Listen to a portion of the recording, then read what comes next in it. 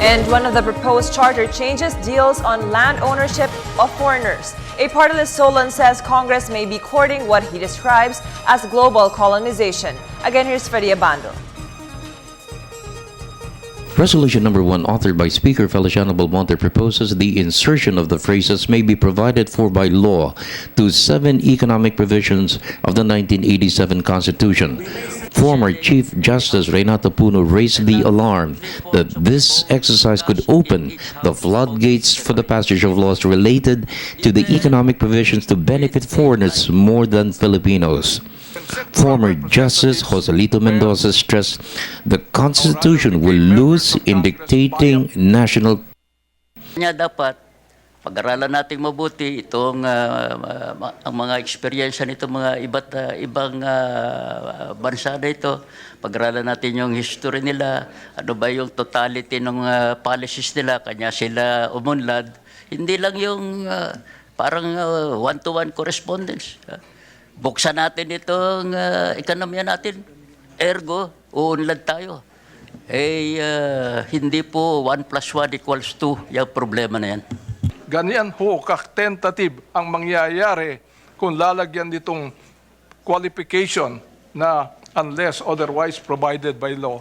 Mabuti pang sabihin na lang tuluyan na wala na ito kung yun ang ating paniwala o may mga provisions na gusto natin baguhin na para to allow foreigners or aliens to own lands, for example, might as well say that categorically by way of amendment, but not to make the prohibition tentative subject to change by ordinary legislation.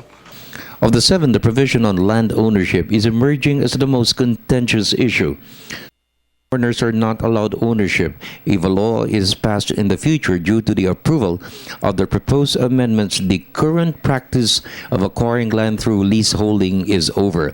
Bayan Muna Party List Congressman Dante Zarate stressed Congress may be courting a global colonization of the country to the detriment of our people.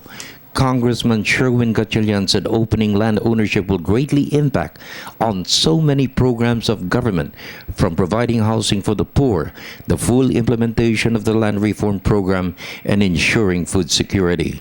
We will not be colonized not only by one country, but ang mangyayari nito will be globally colonized, no? By big capital, dahil sila na magkocontrol sa ekonomiya ng Pilipinas at maiiwanan talaga ang mga Pilipino. That there's a lot of research and evidence that foreign ownership of land can cause the displacement of rural folks and farmers. And this has been a long problem in developing countries, especially in the African continent. Some of the Latin American continent actually reversed this trend because of displacement of rural folks. So we have to be very careful in terms of opening up the ownership portion of our land, and we have to be we have to set up safety nets in order to protect the interests of our farmers.